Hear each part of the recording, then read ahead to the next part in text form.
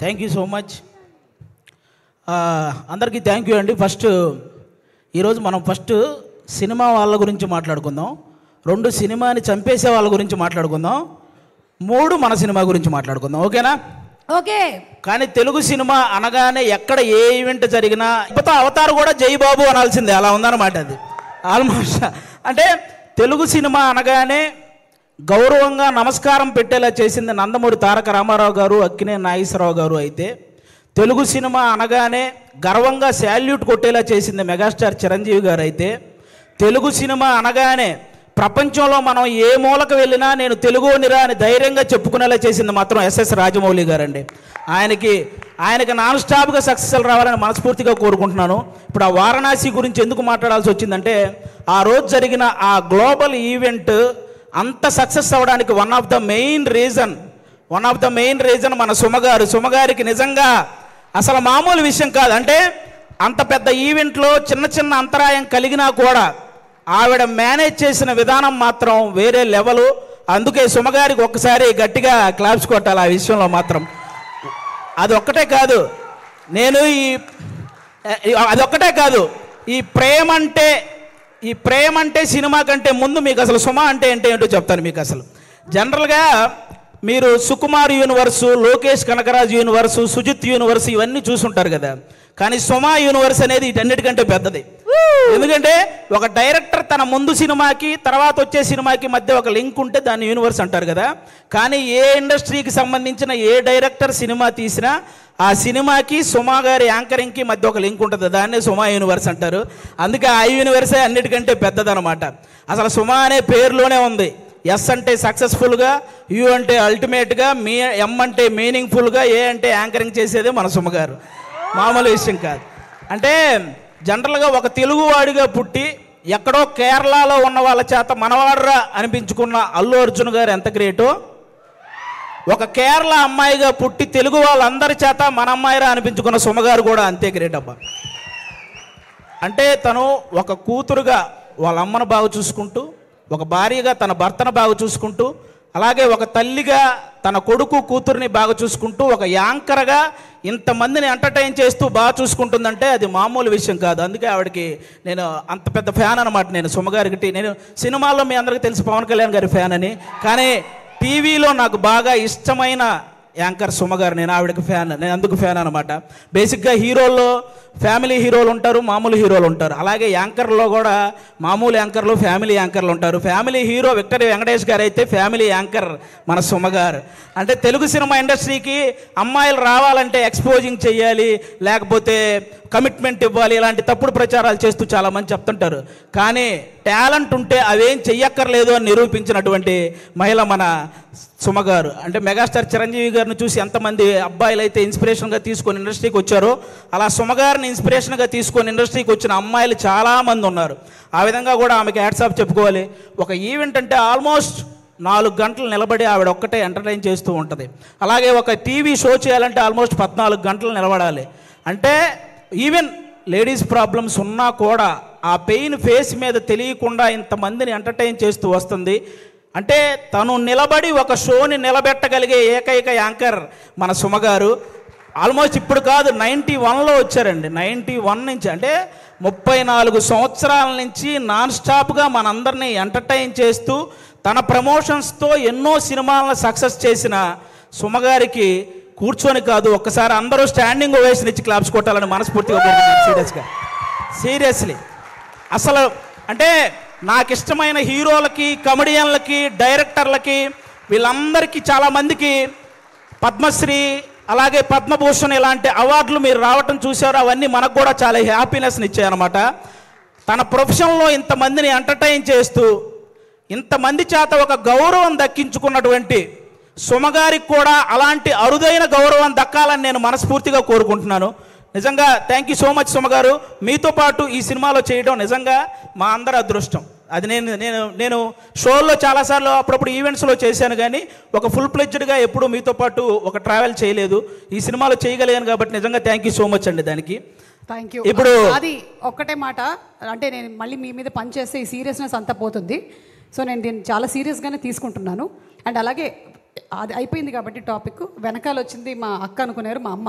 మీ అమ్మగారు? అవును, young and dynamic. అది థ్యాంక్ యూ సో మచ్ అండి. అలాగే ఇప్పుడు మనం సినిమా వాళ్ళ గురించి మాట్లాడుకున్నాం, ఇప్పుడు సినిమాని చంపేసే వాళ్ళ గురించి మాట్లాడుకుందాం, ఓకేనా? బేసిక్గా సినిమా ఇండస్ట్రీలో ఉన్న పెద్ద పెద్ద వాళ్ళందరికీ ఒకే ఒక్క ఇదండి, ఎవరైతే సినిమా ఇండస్ట్రీలో రైటర్స్ ఉంటారో వాళ్ళని మాత్రం ఇంకొంచెం కేరింగ్గా ఇంకొంచెం వాల్యూ ఇవ్వాలని వాళ్ళకి నేను మనస్ఫూర్తిగా కోరుకుంటున్నాను. ఎందుకంటే రైటర్ అంటే వాడు ఇచ్చింది తీసుకుంటూ చెప్పింది రాసుకుంటూ వెళ్ళిపోతాడనే ఒక చిన్న ఆలోచన నుంచి రైటర్ అనేవాడు ఒక్కసారి నాకు ఎందుకులే అనుకుంటే ఇండస్ట్రీలో ఎవ్వరికీ పని ఉండదు అనే ఒక పెద్ద ఆలోచన చేయాలని నేను మనస్ఫూర్తిగా కోరుకుంటున్నాను. ఎందుకంటే సినిమా ఇండస్ట్రీకి రైటర్ అనేవాడే ఒక హార్ట్ లాంటి వాడు. గుండె కొట్టుకోకపోతే ప్రాణం పోద్ది, అలాగే రైటర్ అనేవాడు పెన్ను పట్టుకోకపోతే ఖచ్చితంగా సినిమా పోద్ది. అందుకే రైటర్లందరినీ ఒక్కసారి సినిమా ఇండస్ట్రీలో ఉన్న రైటర్లందరినీ గ్యాదర్ చేసి వాళ్ళ కష్టసుఖాలు తెలుసుకొని వాళ్ళకు ఒక నూతన ఉత్సాహాన్ని ఇస్తే ఆటోమేటిక్గా మంచి సినిమాలు వస్తూ ఉంటాయి. ఎందుకంటే 1000 కోట్లకు సంబంధించిన వారణాసి లాంటి ప్రాజెక్ట్ రాయగలిగిన రైటర్లు కూడా మన దగ్గర ఉన్నారు. కానీ కనీసం వాళ్ళ అమ్మకి 1000 రూపాయల మందులు కొనుక్కునే స్థితి కూడా లేక వాళ్ళ టాలెంట్ అలాగే వెనకబడిపోతూ ఉంది. అలా రైటర్స్ అందరినీ ఒక్కసారి గ్యాదర్ చేసి వాళ్ళకు ఒక నూతన ఉత్సాహం ఇవ్వాలని సినిమా ఇండస్ట్రీ పెద్దవాళ్ళందరికీ నేను ఒకసారి మనస్ఫూర్తిగా కోరుకుంటున్నాను. అలాగే మీరందరూ గమనిస్తే ఆల్మోస్ట్ సంవత్సరానికి 150-200 సినిమాలు రిలీజ్ అయితే పట్టుమని 10 సినిమాలు కూడా ఆడట్లేదు సినిమా ఇండస్ట్రీలో.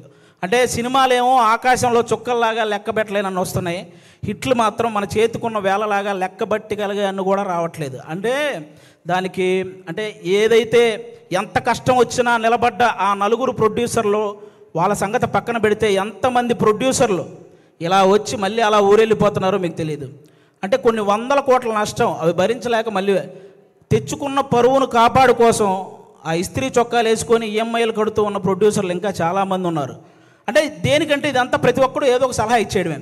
మలయాళంలో మంజుమాల బాయ్స్ అని ఒక సినిమా చూసి అలాంటి సినిమా మన వాళ్ళు ఎందుకంటే తీరండి అని, పోనీ అలాంటి సినిమా మన వాళ్ళు తీస్తే అందులో ఐటమ్ సాంగ్ పెట్టలేదని ఏడుస్తారు.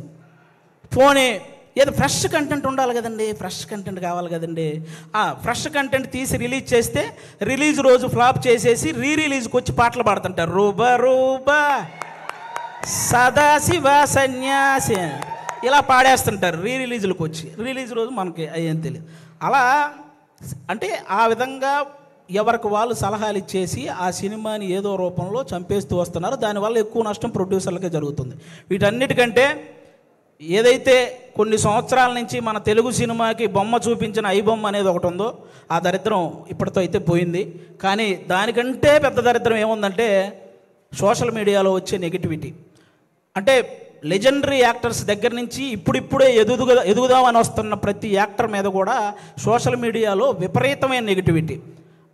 అది కొంతమందికి ఇప్పుడు నాలాంటి వాడు మీరు చేశారనుకో నాకు పెద్ద బాధ ఏమి ఉండదు, నేను మా ఇంట్లో అమ్మా నాన్నలకు నేను చెప్పుకోగలను, అవేం పర్లేదు నేను చూసుకుంటాను. కానీ కొంతమంది అందరికీ అలా ఉండదు. కొంతమంది వాళ్ళ పేరెంట్స్ సెన్సిటివ్ అయి ఉండొచ్చు, ఆ పర్టికులర్ యాక్టర్ సెన్సిటివ్ అయి ఉండొచ్చు. అలా ట్రోల్ చేయడం వల్ల వాళ్ళు మనస్తాపానికి గురైపోయి ఖచ్చితంగా వాళ్ళు చేసే ప్రాజెక్టుల విషయంలో కానీ వాళ్ళు చేసే పనుల విషయంలో కానీ వెనకపడుతూ ఉంటారు. అది మీరు గమనించాలి. నేను ఓన్లీ ఏదో చిన్న చిన్న వాళ్ళ గురించి చెప్పట్లేదు. మన తెలుగు సినిమాని ఆల్మోస్ట్ మన దేశాన్ని తలెత్తుకునేలా చేసిన రాజమౌళి గారు లాంటి వాళ్ళే ఒక పోస్టర్ వదిలితే దాని మీద ట్రోల్ చేసి ఆయన్ను కూడా తలదించుకునేలా చేస్తున్నాం. అరే ఒక అనుకున్న ఈవెంట్లో అనుకున్న టైం ప్రకారం ఒక గ్లిమ్స్ ప్లే అవ్వలేదని ఎమోషనల్ అయ్యాడు. అంటే ఆయనకు ఆ సినిమా పట్ల ఉన్న హార్డ్ వర్క్ గురించి, ఆయనకు ఆ సినిమా పట్ల ఉన్న డెడికేషన్ గురించి మనం హ్యాట్స్ ఆఫ్ చెప్పాల్సింది పోయి అందులో కూడా ఏవో కారణాలు వెతుక్కొని ఎలాగోలాగ ట్రోల్ చేయాలి. అక్కడ తప్పు జరగలేదు అసలు. ఆయన బేసిక్గా నాకు రామాయణం మహాభారతం అంటే చాలా ఇష్టం అని చెప్పిన వ్యక్తి. అలాంటి వ్యక్తి ఎవరైనా రాముడి గురించి నాకు తీసే అవకాశం వచ్చిందని చెప్పిన వ్యక్తి. ఆయన ఆ రోజు హనుమంతుడి మీద అలిగాడే కానీ అవమానించలేదు. ఇది ఒక్కటి అందరూ గుర్తుపెట్టుకోవాలని నేను మనస్ఫూర్తిగా కోరుకుంటాను. ఒకరు కాదు, సినిమా కోసం ఎన్టీఆర్ గారు సన్నబడితే ఆయన మీద ట్రోలింగ్, మన బాలకృష్ణ గారు మాట్లాడితే ట్రోలింగ్, అల్లు అర్జున్ గారు నవ్వితే ట్రోలింగ్, సాయి ధర్మ తేజ్ గారు యాక్సిడెంట్ అయ్యి ఆయనకు మాట్లాడడానికి ఇబ్బందిగా ఉంటే దాని మీద కూడా ట్రోలింగ్. అరే మనం బయట దేశాలకు వెళ్తే జస్ట్ మనం బాహుబలి అంటే కానీ ఓ మీరు ఇండియనా అనే పరిస్థితి ఉండదు. అలాంటి ప్రభాస్ గారి లుక్స్ మీద ట్రోలింగ్, రామ్ చరణ్ గారి చికిరి చికిరి అనే సాంగ్ పక్క దేశాల వాళ్ళు కూడా రీల్ చేస్తున్నారు. అలాంటి ఆ స్టెప్పుల మీద ఇక్కడ ట్రోలింగ్. ఒకరు కాదు, విజయ్ దేవరకొండ గారి మీద మన ఇండస్ట్రీ వాళ్ళే ట్రోలింగ్. అంటే ఒక వ్యక్తి ఇంకా అంతకు మించి ట్రోలింగ్ అంత మానసికంగా ఒక వ్యక్తిని కుంగవేయాల్సిన పనే ఉంది. ఇప్పుడు బాహుబలి, RRR, పుష్ప ఎలాగో ఒక వర్గానికి అర్జున్ రెడ్డి లాంటి సినిమా కూడా అలాగే. అతనికి బౌన్స్ బ్యాక్ అయ్యే టైం కూడా ఇవ్వకుండా అతని మీద అంత ట్రోల్స్ చేస్తూ ఉంటే అతను ఎంత ఇబ్బంది పడతాడో ఆలోచించాలి. ఒక శ్రీలీల అని ఒక తెలుగు అమ్మాయి ఇక్కడి నుంచి బాలీవుడ్, తమిళనాడు ఇలా వెళ్ళి అన్ని ఇండస్ట్రీల్లో వర్క్ చేస్తుంటే ఆ అమ్మాయి డ్యాన్స్ చేస్తుంది కానీ యాక్టింగ్ పెద్ద. ఇప్పుడు భగవంత కేసరి అనే సినిమా నేషనల్ అవార్డు దృష్టికి వెళ్ళిందంటే బాలకృష్ణ గారి పర్ఫార్మెన్సు, అలాగే అనిల్ రావుపూడి గారి కథతో పాటు శ్రీలీల గారి పర్ఫార్మెన్స్ కూడా వన్ ఆఫ్ ద రీజన్ కదా. అలాంటి అమ్మాయిని అంత బ్లేమ్ చేయడం ఏంటి? ఒకటిగా మెగాస్టార్ చిరంజీవి గారి మీద డీప్ ఫేక్ AI వీడియోలు చేశారబ్బా. ఇంతకంటే దరిద్రం ఏమైనా ఉంటుందా? నాకు తెలిసి ఆయన రికార్డులు కొట్టిన పోస్టర్లు గోడల మీద పడేటప్పుడు ఆ ట్రోలింగ్ చేసినోడు వాళ్ళ అమ్మ కడుపులో కూడా పడి ఉండడు. అలాంటి వ్యక్తులు వాళ్ళు. ఆయన 3 దశాబ్దాలు 1వ నంబర్ పొజిషన్లో ఉన్నప్పుడు వీడికి అసలు ఒకటంటే ఇలా ఉంటుందని కూడా తెలియదు. మన తుఫాన్ వచ్చిన ఆయన సినిమాల కోసం మనం పరిగెత్తుకుంటూ వెళ్తున్నప్పుడు వాడికి నడవటం కూడా వచ్చి ఉండదు. అలాంటి వాడు వచ్చి మెగాస్టార్ చిరంజీవి గారి మీద ట్రోల్స్. అరే మెగాస్టార్ చిరంజీవి గారు ఒక స్టేట్కో ఒక క్యాస్ట్కో సంబంధించిన వ్యక్తి కాదు, ఒక దేశం గర్వించదగ్గ వ్యక్తి మెగాస్టార్ చిరంజీవి గారు. అలాంటి వ్యక్తి మీద ట్రోలింగ్. ఈ ట్రోలింగ్ ఎందుకు, వీటి వల్ల సినిమా ఎందుకు చనిపోతుంది అంటున్నానంటే, నేను హీరోల మీద ట్రోలింగ్ చేయడం వల్ల, ఇంతమంది స్టార్ హీరోల మీద ట్రోలింగ్ చేయడం వల్ల రేపొద్దున తెర మీద వాళ్ళు హీరోయిజం చూపించినా అది చాలా కామెడీగా అయిపోతుంది నార్మల్ జనాలకు, చూసే వాళ్ళకి. అందుకే ఆ హీరోయిజం ఫెయిల్ అవుతుంది కాబట్టే సినిమాలు ఫెయిల్ అవుతున్నాయి.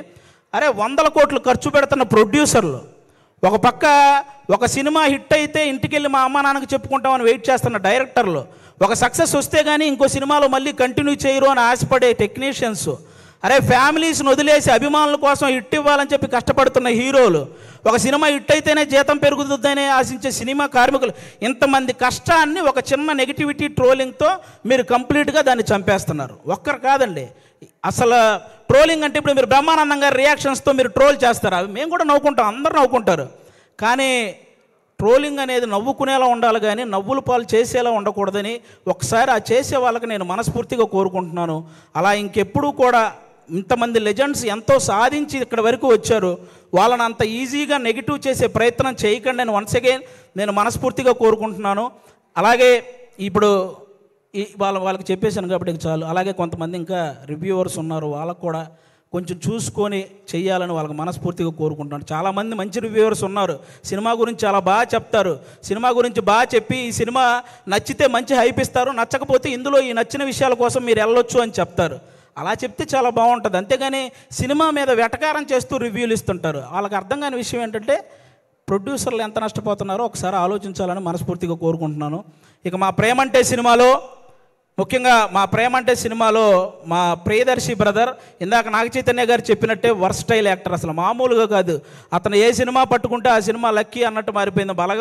బలగం చూసినప్పుడు కానీ, అతను కోర్టు సినిమా చూసినప్పుడు కానీ, మల్లేశం చూసినప్పుడు కానీ, సారంగపాణి జాతకం సినిమా చూసినప్పుడు కానీ అతని పర్ఫార్మెన్స్ ఎప్పటికప్పుడు వేరియేషన్స్ చూయించుకుంటూ వస్తూ, అంటే చాలామంది ప్రొడ్యూసర్లకి ప్రియదర్శి ఇలాంటి వాడితో సినిమా తీస్తే మనం తక్కువ బడ్జెట్ పెట్టుకోవచ్చు, ఎక్కువ లాభాలు పొందొచ్చు అనే ఫీలింగ్ అతని మీద ఉంది.